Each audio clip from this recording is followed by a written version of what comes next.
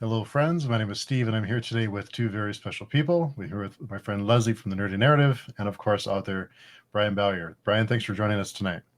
Hello, thanks for having me. And we have lots of questions for you, but we know that you're a busy guy, so you've written like 10 books since Flesh Rehearsal, so we hope you can remember some of it. Yeah. Very prolific. Very prolific. Which, So, if I can ask a question about that really quick, where do you get your ideas from? Because apparently they come really easy to you for you to be able to just write like you do. You know, I usually don't have any ideas. I just create the characters, and then they surprise me.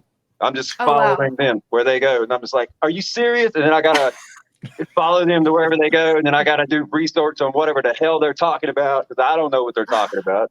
And then I'm just like, your characters all like to die. They'll come to you and say, "Brian, we need you to create this in this world, and then just murder us all." No, I don't know where I get my ideas. I really don't know.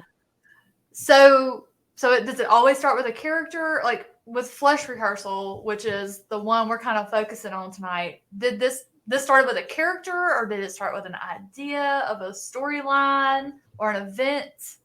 I had no idea. No clue. I just finished Apocalypse. I'm so jealous. And I was like, I felt good about it, but I felt like Apocalypse was very tongue-in-cheek. It was like a B movie on crack. And I was like, man, but I love it. I love Apocalypse. I mean, Apocalypse, I love it. But I wanted to do something a little bit more serious.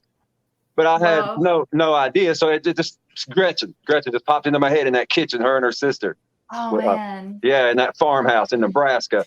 And then that title definitely speaks of Apocalypse to me. I mean, not the title, the cover. This cover is... I would love to have just an oil painting of this to hang on my wall because that's just gorgeous. Yeah, that's Don Noble. Man, that's just beautiful. Yeah, it's really good. Great cover. How did that cover come to be? Was that something that you had in mind, or is that something that the artist did that you liked? That was available on the Rooster Republic site for sale. And as soon as I saw it, I was like, that would work right there for Flesh Rehearsal. Well, I do that. I'll spy on his page, man. When I see something I like, I'll just buy it. Be like, okay, well then, now it's mine if I need it. You know what I mean? Oh man.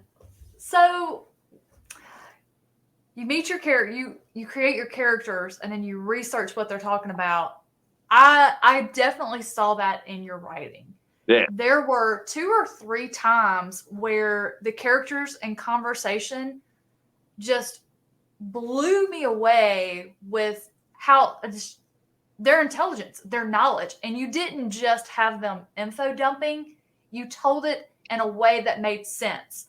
Like when for those of you who have not heard what Flesh Rehearsal about, one of the elements, the one that was most interesting to me, is there is a serial killer called the lobotomizer, and I loved how you explained how he got his name, how he was discovered, how some of the victims lived and didn't live, how they discovered what a lobotomy was and how they knew what was happening because of the scar, and that there were 2 different kinds.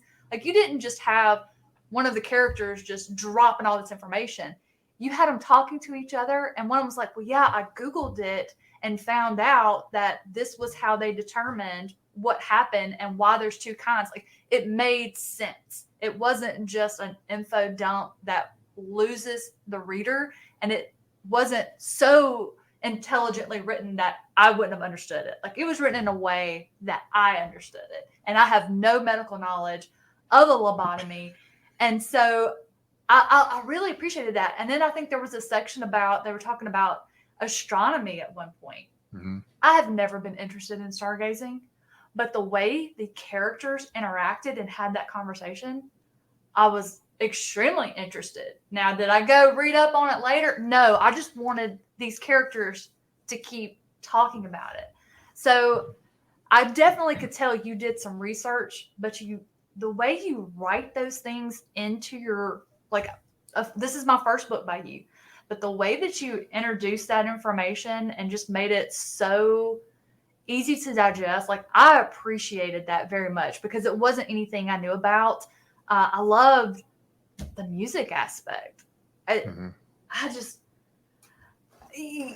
there was nothing I could find wrong with this. Nothing I could find wrong with this. Like I was just eating it up, and it was also, I think, and Steve, interrupt me at any time. No, go for it. I love the mystery. I never really knew what was going on. My favorite character is Ludlow, and I started thinking, is Raven real? Like I suspected for a long time that she wasn't even a real character, like a real person. And I started thinking, is he the obvious choice? Because I was just looking at everybody as being the serial killer. And I was like, no. I'm like, yeah, it's him. No, it's not. Yeah, it is. I love how you wrote the story, and you gave us the information, but you didn't lead us. See, jump in here. Yo, I had no idea there was even going to be a serial killer in this book. I had no idea there was going to be someone called the lobotomizer. See, Raven, I just thought was going to die because Ludlow was killing everybody. I thought she was as dead as fried chicken until she said, by the way, I got that opium from some vampires. And I was like, what? And then Ludlow was like, what? Vampires here in Los Angeles? And I was like, well, damn, I guess this chick ain't going to die because now I want to see these vampires he's talking about. I had no idea. So then, a couple chapters on down the road, he picks her up, or he just runs into her at that party. And she's like, will you take me to my fight later? I'm like, you're a fighter? I didn't know. She's like, yeah, I fight underground. I'll beat men to death in a ring. I'm like, oh, my God. So I was like following that along. And then they're in the car. And then she's like, oh, by the way, did you hear they found the lobotomizer's latest victim? And I'm like, what is this bitch talking about? And that's when Ludlow's like, what are you talking about? She's like, where have you been? And he's like, in my own head, I guess. She's like, apparently, there's a serial killer. And I was like, man, I had no idea. So then I had to look it up. I was like, oh, okay. So lobotomies, you go transorbital and prefrontal. I didn't know any of that. So I'm just like, because Raven's just saying this shit. So I'm like, fuck, man, now I got to back it up, whatever she's talking about. I had no idea. I love it, but I'm so mad and jealous at the same time because I would love to be able to write. And you're just over here. No, I mean, just setting these words down on paper, like. I'm just watching a movie, man, and I'm just following these characters. That's all. I mean, I swear I usually have no clue from chapter to chapter what's going to happen. So I'm always surprised. But then I got to figure out what these people are talking about, make it look like I know what I'm talking about, because usually I have no idea what I'm talking about. Are there more stories planned for this world, for these characters? The ones that survived? Well, in Flesh Rehearsal, if you'll remember when Gretchen and Raven go to buy some opium in that mountain, like in the middle of the mountain where that character Lucian said he was a vampire, and he took them there, and they went in there and they were like looking at all these people. Is this where, they were talking about some of the characters. She's like, well, I usually get the opium off of Sirius and Olivia. Yeah. And he's like, he's like, you know how Sirius and Olivia are. They do their own thing. And then their father, Valkalar, blah, blah, blah. So if you're reading that, you're like, well, who the heck? Well, yeah, you'll see in there. Mm-hmm. And later in the fall? Now, that's going to be out probably about my birthday, around April. April? Yeah. Better. So I'm going to put out 3 more books this year, I guess. So Road and Arrows will be like next week. And then April, I think, for the vampire thing. And then October for the haunted house thing. That's a novel, by the way. I can't wait. We were talking about what you have coming, Brian, but can you tell the people watching now, because we were talking before we were live, but what do you have coming up? You have Road and Arrows? Yeah, Road and Arrows will be out like any day. I'm just waiting for the calendar to roll over and say 2022. And then I'll drop that first week of January. And then I'm putting out a vampire novella, but it's like really more like a short novel. I tried to keep it as short as I possibly could. It's like 40,000 words, but that'll be April, and then a haunted house novel in October. They're all finished. They've all been finished, actually. And then I got 2 more books finished that I'm going to save for 2023, and I'm working on 2 books right now. Dang. Yeah. Very prolific. And you have what, like 16 published works already, right? Since like 2011? Yeah, something like that. Wow. What's your favorite? I don't know. I had a lot of fun with Flesh Rehearsal, but everything I've written after that, I think, is way better. All the stuff that I have that's not out yet is like, I think it smokes. All that Tease. smokes Flesh Rehearsal. I like how those are your favorites, and we can't go read those right now. Well, they just are. I'm not just saying that because I'm like, oh, I want you to buy. No, I mean, I'm just like having more and more fun with it as I go. So I just think they may not be better. You know, it might just be me in my head thinking they are because I'm having so much fun with it. I don't know.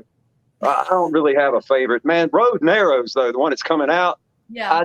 I do think is a lot better than Road Harvest. I mean, Road Harvest I had a lot of fun with, but I mean, I don't know if either of you've read it. And you don't have Not to yet. read. You don't have to read Road Harvest to read Road and Arrows, Gotcha. and vice versa. You don't have to read Road and Arrows to read Road Harvest. I thought Road Harvest was completely finished, man. I had no plans to write a sequel at all, and then people started mentioning it, and I was like, "What are you people talking about, man? That story is over. You know, that's finished."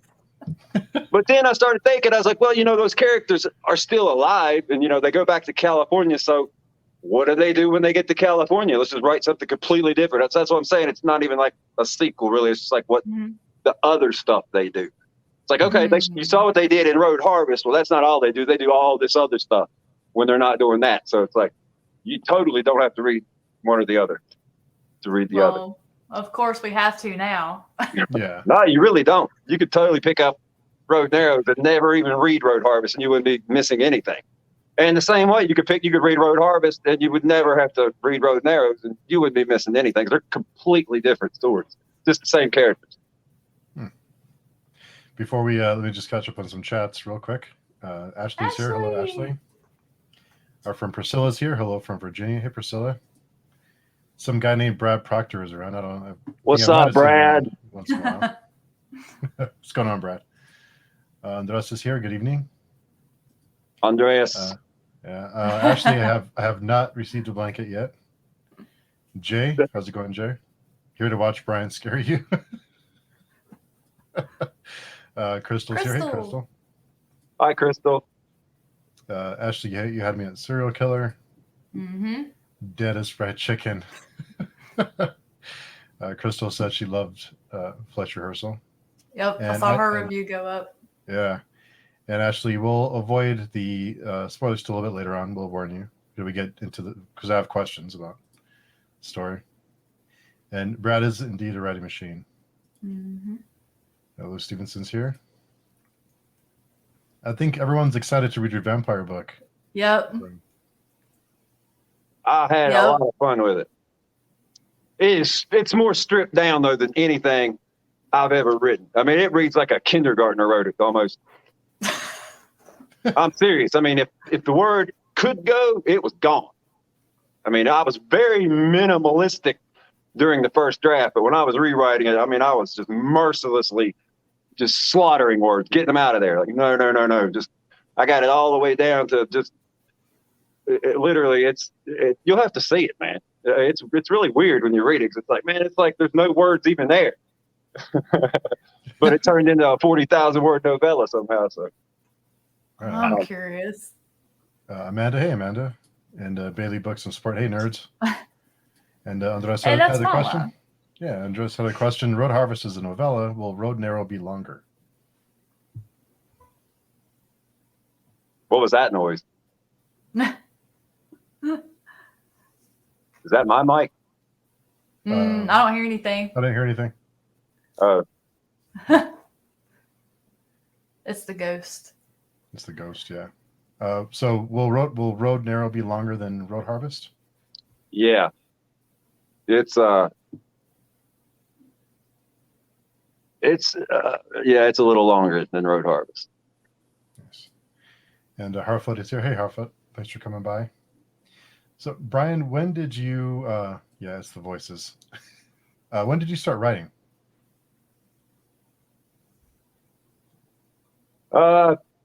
Song lyrics for rock bands like mid and late 80s when I was just playing in bands. So I guess it started with lyrics.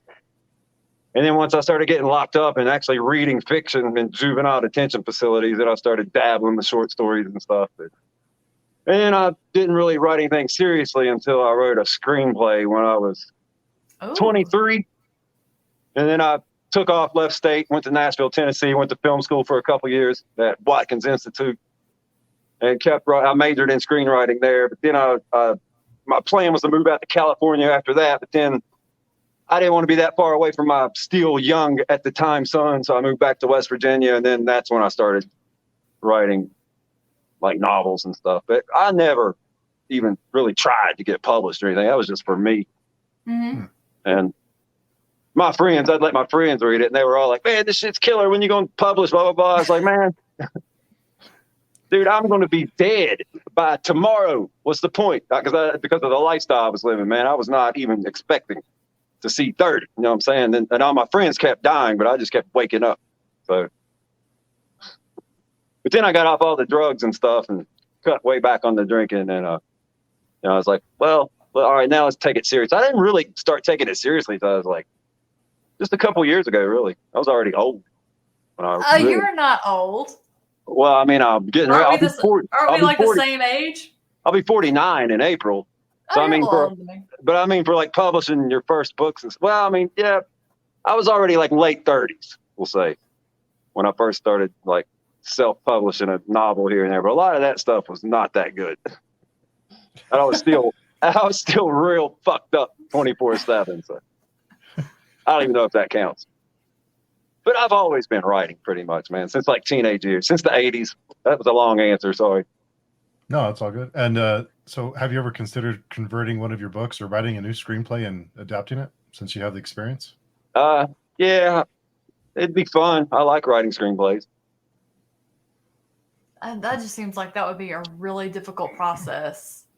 Because, of course, you have to adjust the story for the medium that it's going to be on. And I think I would just have a really difficult time determining what to cut and what to change, but still keep the meat of the story the same. Because, like, in Flesh Rehearsal, if you cut the scene between, what's the girl's name? Is it Bianca? That's the bartender that works for Dominic? Yeah. If you cut the scene where she relapsed and she went into his office and told him, and his reaction was not to judge her, he did not berate her. His reaction was to immediately get her the help that she needed. Like if that scene got cut, I would hate the movie just immediately. Like I'd be like, screw that. That sucks. Yeah. Like to me, that is the one scene of this book that struck me as the most memorable scene. Like I will never forget Flesh Rehearsal because of that interaction. Because I felt it was so simple. It was so short. It was just really a couple of paragraphs, but the impact of that moment where Dominic just, without question, made a call and got her what she needed in order to get herself straightened back out. And I just thought, man, if more people actually had the compassion to just help people instead of judging them or berating them, or, these days, if that happened, Dominic would have pulled out his phone and tweeted something nasty about it. That spoke to me. That just really, I just love that. Absolutely love that. Like, that's the kind of stuff I love for, because I'm a very character-driven reader. And I've never had that happen to me, but I know other people, and I've had friends who have died from overdoses, and it's just like, what if somebody had helped them like that, And it's just, I just love that. So if that got cut, I would instantly hate it. But yeah, I can't imagine how difficult it would be screenwriting. Because I'm a book snob. If I read the book and I go watch the TV series or the movie, 9.9 times out of 10, I'm going to hate the TV series or the movie. Wheel of Time is included, yes. So is Dune. Actually, the only movie I can think of that I liked as much as the book is The Martian. So there you go. Well, so one other question. So there is a line in Flesh Rehearsal that we saw a lot. Steve has it in his name. Let me hit that whiskey. Was there any significance to that line? No, that's just what me and my friends always said countless times to each other. Let me hit that whiskey. I was like, that And has then you to hand mean it back. something. You know, I have turned, all the reading that I do, I've turned into Nancy Drew. So when I see something repeated by an author a few times, I start noticing it, and it just stops me in my tracks every time I see it. I'm like, that has to mean something. That has to mean something. That's a clue. Well, dang. No, my characters are drinking all the time, it seems like. Yeah. So that's just, I just say the same thing, just to speed it along. It's like, I ain't got to think about it. It's like, well, here, and then, while they're doing whatever they're doing. And I know there's probably going to be some readers that's going to read that and think, there's no way these kids would just be drinking this much. And I drank harder than that. I drank harder than that when I was a kid. I'm here to tell you, yes, I think a lot of people have forgotten what it was like to be young. Because I get that a lot too, man. People be like, man, kids don't talk like this. I'm like, well, you know what? When I was a kid, I probably wouldn't have hung out with your dumb ass. You know what I'm saying? But yeah. I'm going to tell you right now, I am 49 years old, and I don't really know anything that I didn't know when I was 11. I've seen more, and I've done more. I've read a whole lot more books and traveled around the country, not the world, but whatever I know now, I already knew then. Pretty much, man. People act like kids are dumb, man. Whatever, dude. But yeah, people have told me that your characters, man, they're too young to be talking like that. I'm like, okay. Nope. I'm one of those that I'm constantly surprised that I lived through my teenage and young adult years. I did not. I tell people all the time, I didn't start maturing until my mid-30s. And even now, I still need a little bit of help, but we won't talk about that. Yeah, I'm the same way. If you grow up, you grow old. So yeah, it's part of the ride. So I do want to get into some spoilers. So let's get into some spoilers for Flesh Rehearsal, because I have questions that I'm not sure if I'm overthinking things or. So if you haven't read the book, go read it. It's and well worth the read. Please leave a review. Brian does not have enough reviews on Amazon and Goodreads. I know more people have read his books than the few reviews and ratings that are out there. Guys, please. You don't have to write a long review. Just a paragraph. What you liked, what you didn't like. Just throw it up there. We'd appreciate it. Yeah. Just a couple words even. Just anything helps out. All right. So let's get into some spoilers. So everyone's been warned. We're going to spoil Flesh Rehearsal. So don't spoil yourself if you haven't read it yet. Okay. So I did wonder, because of the talk about the black holes and the universes being formed, I wondered if Ludlow was, when he was blacking out and he was dreaming, if he was going to another place or if he was traveling somehow. Leslie, did you pick up on that, or is that just me overthinking things? So for me, I didn't think too much of him blacking out.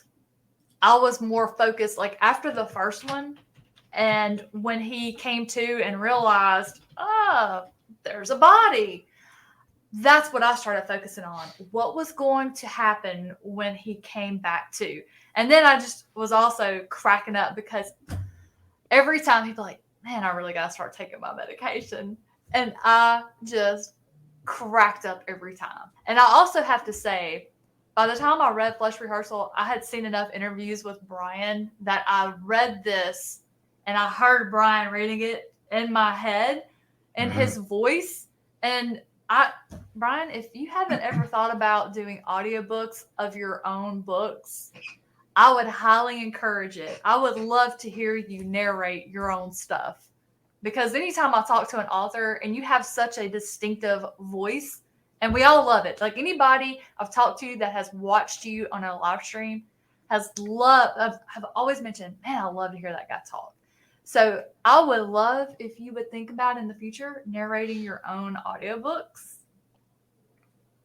Yeah, that was one of my questions too. Is do you have any plans for that, Brian, to narrate your own book? I haven't really made any plans, but that'd be fun. Yeah. It would be wonderful because especially every time Ludlow's like, man, I gotta start taking my medication. Yeah. I heard it in your voice, and I got so tickled. But no, I didn't think he was going to a different place. I didn't either. I was more thinking, who knows? Yeah, I was just like, is he? And it got like, of course, immediately I was like, man, he's just killing all these people. And then I got to thinking, no, I don't think he is. I think somebody else. Like I started thinking somebody else was killing them while he was blacked out because everybody knew he wasn't taking his medication. Well, I did notice during his dreams, someone was always, or they would eat pieces of him too in his dreams. So I wondered what the significance of that was because Dominic, who, again, spoilers, who was the lobotomizer, was eating people too. So I thought there's some kind of connection there with, and where did his powers come from? Because he wasn't I assume he wasn't a vampire because he was out during the day. He wasn't really, didn't seem too concerned with that. And he wasn't named during the cave scene. No. Yeah. So where did his power, because he was eating people's brains. So I thought maybe he's getting his power from that, like a Ravenous kind of thing. The movie Ravenous is kind of what I thought of. I don't know. I swear, dude, I just wrote the thing. I mean, there's a lot I don't know about it. I don't know. Does it give, like, did you get a kick out of readers coming up with conspiracy theories about your books and you're just like going, I had none of that in mind. I just wrote it. Well, I never had any notion that someone else was killing the people that Ludlow was killing when he was under his schizophrenic delusions. Yeah. That was Ludlow. And I didn't really think Dominic had any supernatural powers or anything. The one time when he picked that dude up by his pants legs and swung him around and bashed his head off the exterior of that building in front of Victoria, I just wrote that off as adrenaline because I've done stuff. I've done stuff like that with adrenaline before. Oh, yeah. I've blacked out in my lifetime, and people be telling me, I'll come to, and they're their mouths are on the damn ground going, do you know what you just did? And I'm like, no. And then they'll tell me. And I'm like, that had to have been adrenaline. Mm-hmm. That's all it was. So it's possible. You hear about mothers lifting cars off babies and stuff, man. There's something in us. So I just figured that's all that was. So. Yeah. Okay, but no, I never thought Dominic was a vampire. Yeah, I didn't get that either. Because he moved really fast. I think Victoria said he moved faster than before she realized what was happening, and he was swinging this dude around and slamming into the wall. Yeah, let's go down Dominic. But he did spin around a couple full revolutions to get some momentum, and then yeah, he went Jason Bourne on him. Yeah. But you do have a way of writing these really violent scenes that, like Leslie mentioned, that at the end, Ludlow's like, I have to take my meds. And it's you feel bad for laughing, but because this is horrible stuff going on, but then it's hilarious at the same time. Yeah. I was trying to make it all nonchalant. Yeah, it's like, oh, well, that happened. So what?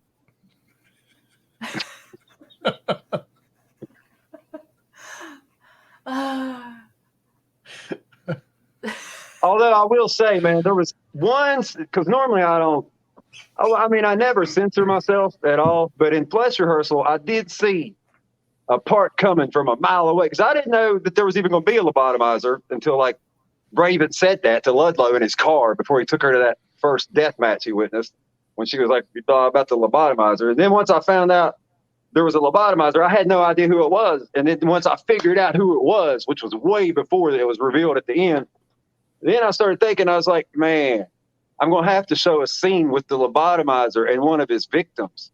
Mm-hmm. With the mother and the little girl. And then I was like, oh my God, am I really going to go all that far into it? This was like a month before I even got to the scene, because I only write a little bit at a time, here and there every day. And so I was seeing that like chapters way ahead. I was like, so I was just like kind of dreading. And I was like, man, there ain't no way I can show what's going to happen. But then when I got there, I was like, you know what? Fuck it, man. Let's just show it, man. And that's what happened. You know what? There's times when stuff should fade to black, and then there's times when you're giving us exactly what we're expecting and what we wanted. Yeah. And that scene was so vivid, so creepy, and just, I mean, everyone like me who loves reading anything to do with serial killers, that's the kind of stuff we live for. Absolutely. I don't want to get hinted at or hear about it after the fact. I want to see it happen. I'm a little weird. It's okay. But I loved it. Yeah, I did wonder about Ludlow's dreams, because I have written down he always, or almost always, they knock out his teeth. Yeah. So I wondered what's the significance of that? I don't know. He remember at the beginning he was like hallucinating that people had oversized teeth. Yeah, and I don't know. He just had this weird thing. I know for years and years. I don't really much anymore, but for years I used to have a recurring dream of losing my teeth in a million different ways, man. I mean, unbelievable scenarios. I would lose my teeth in dreams. And I mean, I'd pick them up and shove them back up in the holes in the dreams. And sometimes I'd pick them up, put them in my pockets so I wouldn't lose them. You know what I mean? It was like crazy shit all the time, man. Like, say I'd be thirsty in a dream and I'd walk up to a water fountain and hit the nozzle, and the water would come out and it instantly turn to ice and freeze my whole face. And when I go to pull away from the frozen water, it'd yank all my teeth out with it. That's terrifying. I'd have to find something to be beating my teeth off of the ice and then put them back in my pocket and crazy shit. But I did that for years. I was always dreaming about losing my teeth. So I don't know. You and Daniel Barnett should talk about that. He does not like teeth stuff either. Yeah. That's funny. And Jay says, I can see t-shirts and bumper stickers in the future that say, I need to take my meds. Yeah. And Crystal says, oof, the brain scenes. Yeah, that was crazy. And Crystal's always had dreams of losing her teeth. Yeah. Oh, here's the thing. Yeah, interesting. Yeah, and I love the way you write these really violent and terrible scenes, because you don't prepare the reader. Usually in books or movies, you kind of set it up like something bad's about to happen, but with you, it's just it happens and it's in your face. So is that just just the way you like to write, or is that a choice you make on purpose for some other reason? No, it's just the way it comes out, I guess. Yeah, I prefer it that way. I don't like the one author that comes to mind that does it all the time is Stephen King. He'll just spoil it for you. He's like, yeah, well, that's the last time Billy's going to do this. And you're like going, damn, man, can I just find that out like once it happens? Yeah, I do not like that. Yeah, I prefer the not knowing. Yeah. Because like with this one, I was having such a good time trying to figure out, and I was just thinking myself in circles, and I was changing my mind. I was looking for clues, trying to figure out who the lobotomizer was, and about Ludlow, like what were these things? There was a time that I actually thought Ludlow, when he was hallucinating, and then he would wake up and there would be a dead body. Like I thought the whole thing was a hallucination. Like none of it was happening. Mm-hmm. I had so much fun trying to figure out what was real, what wasn't real, who was doing what, characters that I thought, like Raven, I thought she might have been a figment of Ludlow's imagination, or another character that he created with his schizophrenia. Like, I had so much fun with him as a character that is just, I didn't want those little mini spoilers kind of telling me what was going to come. I had more fun not knowing. And then when I would find something else out, like that Raven was real because her and Gretchen started dating, then I was like, well, okay, well, now I got to step back and reevaluate. And so I just had fun throughout the entire novel, just trying to figure all that out. And it's hilarious because you didn't plan any of that. You didn't plan any of that for the reader. You just put the words down as the characters told them to you. And I'm like, Yeah, that's what I do. So I guess that's, I have a very overactive imagination.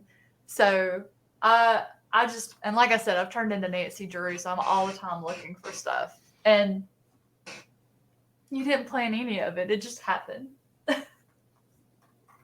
Do you know how much time I spent reading those song titles and trying to figure out what there's something in here in these song titles. There's something in these song titles. There's some kind of clue in here, and I read them. I don't know. I spent how much time. Yep. And with Gretchen and Jacob and Amelia, I hope those characters revisit you at some point. I would love to know what happened next for them, because I just really enjoyed, like, when those three met. Gretchen was coming off of losing her entire family in the most horrible of ways. Amelia and Jacob had already lost their father. Like, they had that shared connection of loss, and just how they took that loss and that grief and made music from it and wrote songs with it. I would love to know what happened after all of this. What happened? Like, what happened with their album? Did they create more? Did they stay together? Did it change if they all met someone and they were all happy? Like, I want to know more from those three. And Ludlow. I would love to have a complete story just on Ludlow. Off his meds. Ludlow's toast. Oh, that's right. Never mind. I was just kidding. Yeah. Bring him back to life. Prequel. Ooh. Yeah. Like, how did he get diagnosed? What happened? That's what I would like to know. Yeah, that's good stuff. Yeah, I had all these theories, so. Yep. I had a great time with it, though. It was a lot of fun. Oh, I did too. Yeah. I had a lot of fun with that. So we can take I want to ask you about the other books you have coming up. So let me take this. So Ashley, you can come back now if you're still there. So the vampire book you have come and tell us about that one. Well, first let's talk about Road and Arrows. Let's talk about Road and Arrows since it's coming here in the next couple of days. Week. Yeah. Who did your cover art for that one? Don Noble. I like that one too. Yeah, he's killer. So what can we expect from Road and Arrows? What's it about? What's the? I love that. Yeah, that's great art. Yeah. Here's the back copy. A famous novelist and the obsessed fan who stalks her. A traveling musician haunted by the ghosts of his family. A mentally ill woman and the two killers who rescue her from a deranged psychiatrist's basement. A jilted lover who murders her ex-girlfriend for sleeping with other women. When these worlds collide in the outer darkness of Los Angeles, can any of them possibly survive? No. Fans of dark, transgressive fiction will love this harrowing novella. So it's a novella. Yeah, it is. That's one I can knock it's like out in a day. 183 pages. Excellent. So it's a romance. Yeah. And man, see, if mine says 183, it's really like 140 because I do the 1.5 line spacing for easier readability because it's just looks better to me. I've been trying to find it, so it's not up for pre-order yet. No. Okay, Oh. I've It'll been just- looking like every stinking day. It'll just be available like the first week of January. Well, you'll tweet about it, right? Yeah. When it goes up? Okay. Because I've been looking for it. I'm like, dang it. And your yeah. Go ahead, sorry, sorry, Steve. Go ahead. Go ahead. No, Go ahead. go ahead. No, go ahead. I was going to ask about the vampire book in April, but go ahead before we move No, on. you go ahead. Tell us about your vampire book, because I know we talked a little bit more about it before we went live. Well, it's like I said, the vampires just do what they have to do to survive. But the people, the humans in the book are like horrific. They make the vampires seem like angels in comparison. So it's based in present time. Yeah. Yeah. There's a father. His name's Valkalar. He's a few centuries old. Mm-hmm. And he had an affair with a mortal woman and impregnated her, and he didn't even know it. And so she gave birth to twins, a boy and a girl named Sirius and Olivia. So, of course, they're like half vampire, half human, but they got all of his abilities. And then he finds out that he has children. So he wants to meet his children. So he goes, gets his children. And they didn't really like their mother anyway. And then when they meet their father, they're like, hell yeah. You know, they like their dad. And then they're like, well, hey, man, why don't you transform our human friends here, make them vampires like us? You know what I'm saying? He's like, well, I don't know if that's a good idea or not. But there's a whole bunch of other stuff going on. A lot of stuff. I'm looking forward to that one. That's probably my most anticipated read from you. Well, no, because the haunted house in October, because I am more of a sucker for haunted house stories than I am vampire stories. Yeah, that one is a novel. I can't wait. Is the vampire one a novel or a novella? It's a novella. Novella. But I mean, it's like 230 pages, but it's a novella technically by word count. It's only like 40,000 words. A little under 40,000 words. And Priscilla said, I never get tired of vampire stories, unless with the sparkly kind. And our friend Nicole Eichner is here. Hey, Nicole. Says, yes, tell us more about the vampire book. Nicole is a vampire. She's an expert at vampires. I have hers right here. Yeah. All right. Hi, Nicole. Right on. Man, I love Nicole's vampire novel. It was great. The Guy by Night. Mm-hmm. Definitely. Go check that out for those of you who haven't already. It's a great book. And Crystal says, okay, that's going to be cool as hell, the vampires. Yep. Good stuff. So is your process always that the characters just take you wherever they go and you just kind of follow along, or do you sometimes plan things out? Never. Dude, I never know what I'm going to write when I wake up. I have no idea. And I don't even try to think about it. Like when I wake up, I know I'm going to be writing that day, but I don't even bother wasting my time until I actually start the process. And it's like turning on a movie screen and just watching what's happening. That's what you were mentioning when you did the Christmas story on Jay's channel. Like, well, he asked me to read one, and then I wrote one. Yeah. And that was so funny. It was so funny. And you totally tricked me because I thought maybe this isn't going to go in the normal Brian Bowyer way. And then, of course, it did. It was so funny. I loved it. I watched it Christmas morning. I saved it for Christmas morning. Nice. Yeah, perfect. Yeah, it was perfect. And Brian, it seems like music is a big influence on you. Do you listen to music when you write? Never. No. I couldn't do it either. No. I only listen to music in my car. I love music, but no, I can't listen to music when I'm writing. It would just distract me too much. Interesting. I for sure thought you would listen to I don't know, something when you wrote, but no. Oh, surprised.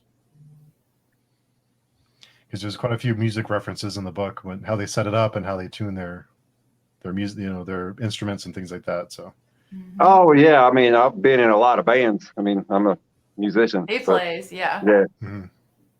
I can't listen to music when I'm writing fiction. Well, my brain is going to go either like people are like, oh, yeah, I'll listen to music while I read. I'm like going, well, I'm either going to be singing along with the music and not paying attention to the book. Because, I mean, I love music. I sing all the time. I'm terrible at it, but I still do it. But yeah, I'm not a multitasker. I'm not a normal female. I am not one of those that can do 30 things at once. It is one thing at a time. I even eat one thing at a time. Like when I have my meal, everything is what my dad calls pig pens. Nothing can touch. And I literally will pick something to start with and I'll eat all of that. And then I'll turn my plate and I'll eat all of the next thing and then all of the next thing. Yeah, I said I was weird. I am very weird. Well, there's studies now in the last few years that multitasking is like a myth. It's you don't really accomplish much when you're doing 5 things at once. You're better focusing on one thing than doing 3 things. You do three things mediocre versus doing one thing good. Oh, so I'm not weird. I'm actually smart. You're actually ahead of the curve, but it Always. was a big thing. Yeah, multitasking was you have to multitask for all these years, and now Yeah. they're like, yeah, you're worthless when you do that. So stop doing it. Now you tell us. Who knew I was a genius? And Nicole missed. Did you miss the beginning, Nicole, of the live stream? And Priscilla says a lot of writers say they do listen to music when they write, but I can't either. I would be scared it would influence what I was writing. I would think I would probably get whatever was happening in the lyrics of the music. I would start just incorporating in whatever I was writing. I wish I could write. I've tried to write. I can't write. And Brian, you make it sound so easy. Like if I sat down to write there's no way I could ever. You can't write a sentence. And Brian's like, it just comes to me. Whatever. They just take me on. It's like, how do you do that? How do you do that? Yeah. Yeah, but I write like a kindergartner though, so it's easy. I mean, No. You do not write like a kindergartner. No. I don't use any big words, no long sentences. So for somebody who reads a lot of stuff, I read many genres. I read all the time. I read just classics and I read literary fiction and fantasy and stuff like this is a relief sometimes because it's just so easy to consume, so fast. It's a page turner. I think I read this in 2 sittings.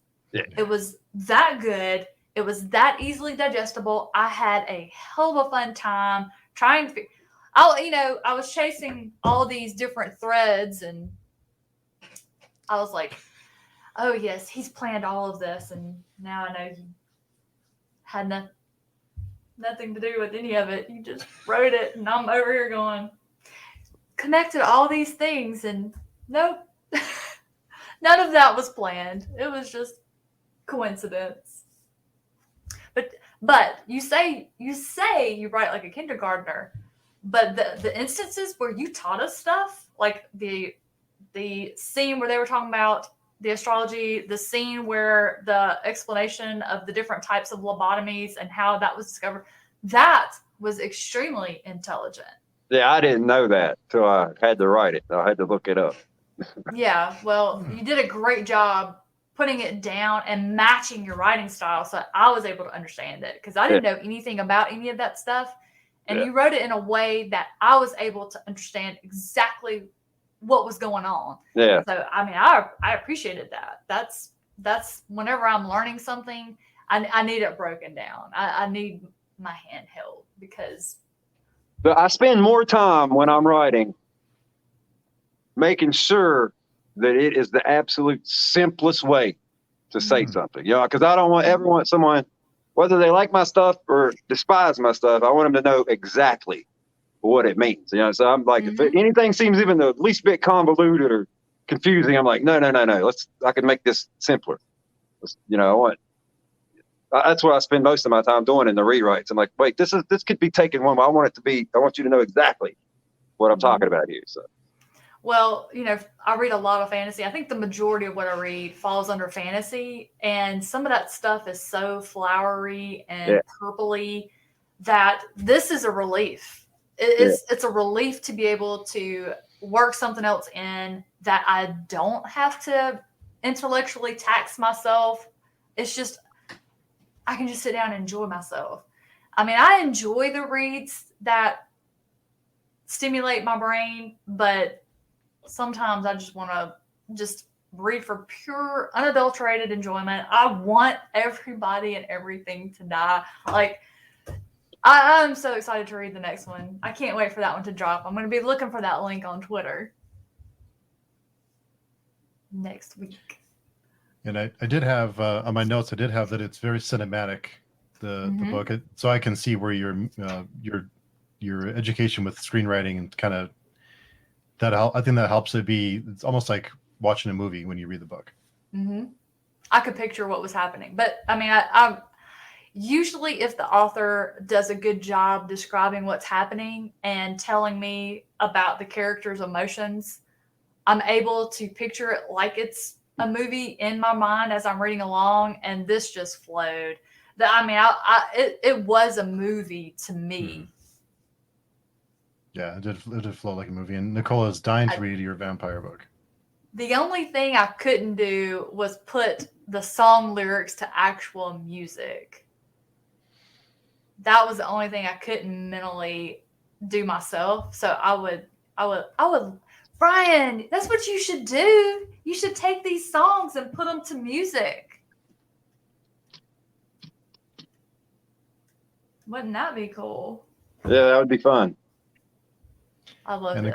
Nicole says, I appreciate that, Brian. I just read a book that had its own language and a glossary, and it pulled me out of the story.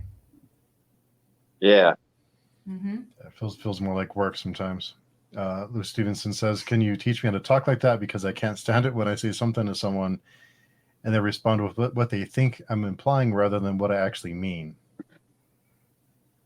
Yeah, it's hard sometimes. Mm-hmm. It can be tough. And so, Brian, when you are in the car and you're listening to music, what do you like to listen to? Metal and like 90s gangster rap. Yes. That's what Chris and I were coming back home from Mississippi from spending Christmas with our families, and he was like, hey.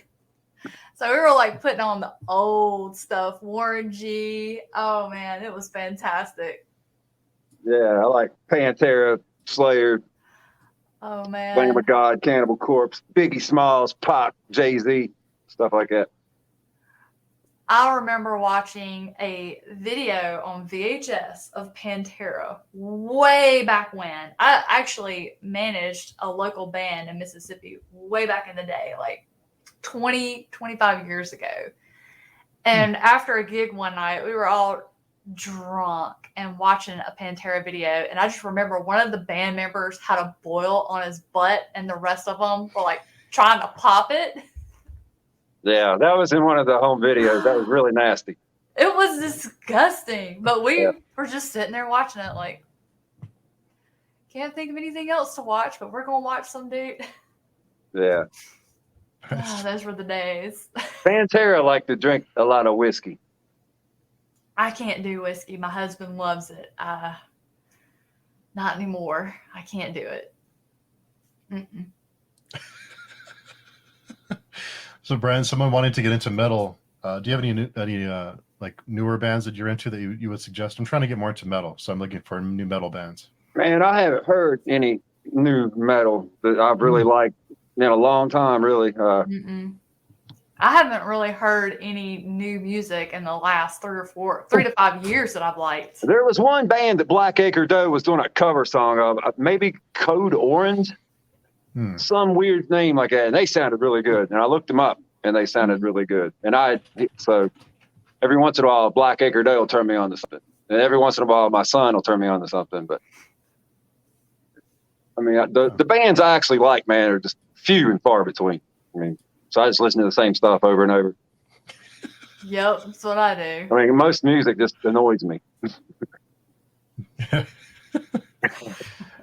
So because you know music, does does that make you enjoy less music because you know how it's made and what good music is? Does that make you critical and you're like, this music's crap when you otherwise may enjoy No, it? it's not because I'm a musician. I mean, I was that way before I became a musician. When I was a kid, in the 70s, when I was like 4 years old, I would go across the street to my 10-year older cousin. He was 14, Donald, and he would listen to all this music that I hated, like Kiss and Pink Floyd and Leonard Skinner. I hated all of it, but I loved Black Sabbath and Led Zeppelin.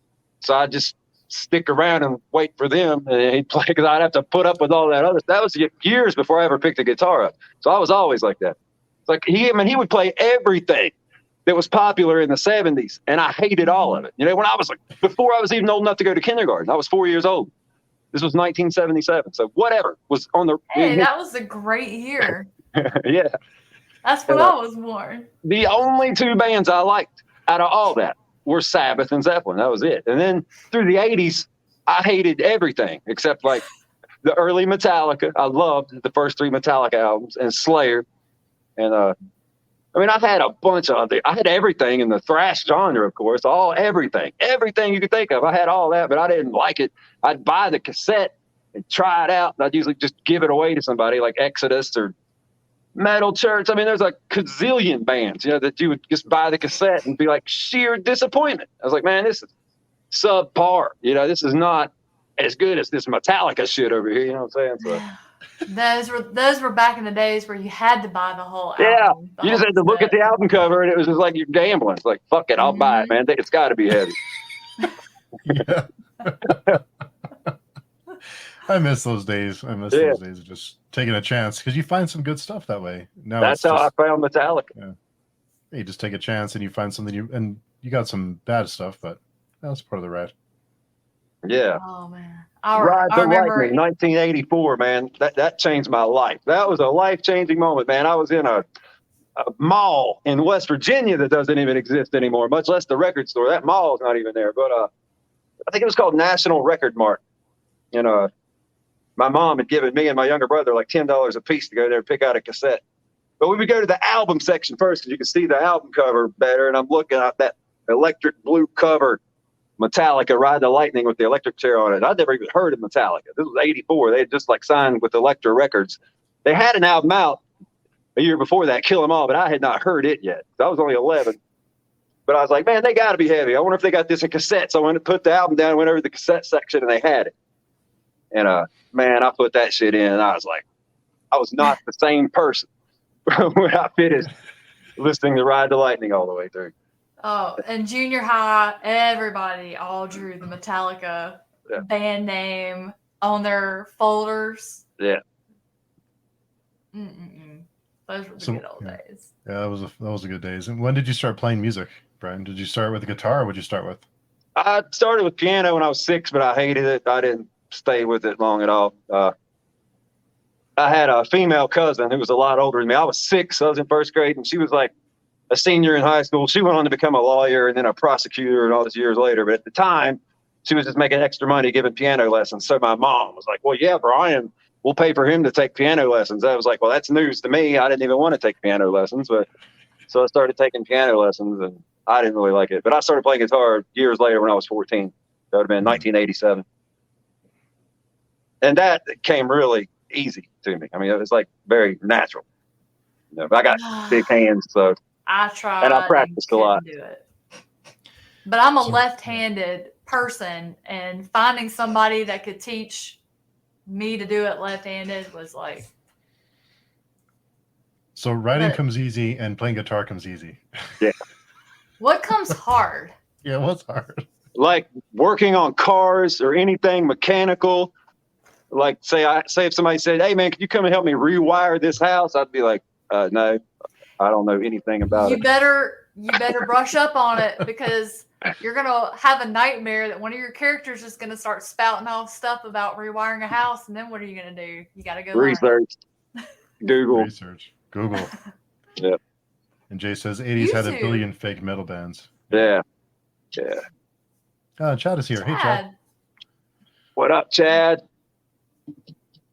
Oh man, Chad is a great writer. Oh my God. I read a couple of Yeah. his books here at the tail end of this year. Which one? The same deep water as you, and the one that was like right after that. It was like a sequel or a prequel. It was awesome. Mhm. I'm excited. So his next one, that's Yes. about the other white meat. I just can't decide. I don't know if I can make it through it. Cannibal Creator. Yeah. Yeah, I'm looking forward to that one. You would. Yeah, that looks great. that's been a good I one. mean, I survived Dominic, but I'm sure Chaz is going to be a little more involved. I'm going to try it. We'll see what happens. So speaking of other authors, Chad, what do you like to read? What are books that you enjoy reading? Me? Mhm. Yeah. Oh, everything in the horror genre. Just anything I can get my hands on. I mean, I can't read. I don't have nearly enough time to read as much as I'd like, but I think I'm on my 217th book.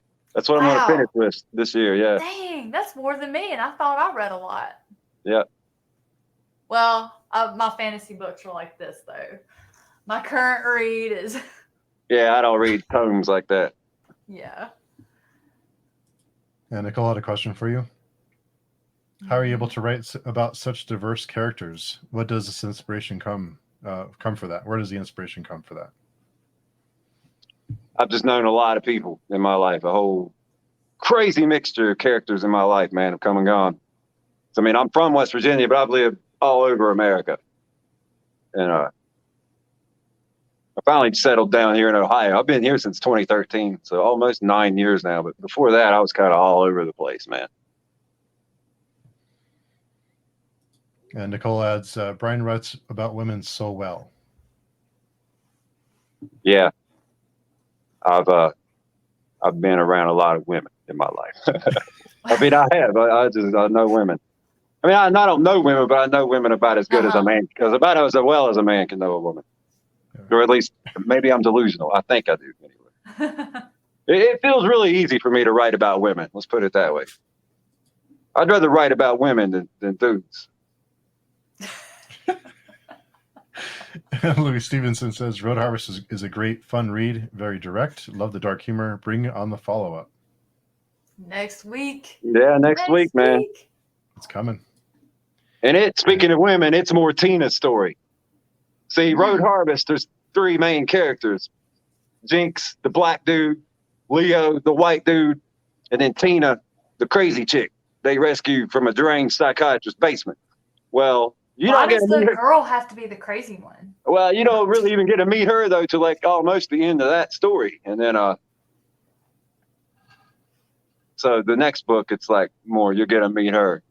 Oh, you'll see why she's crazy. You'll get the full picture on that one.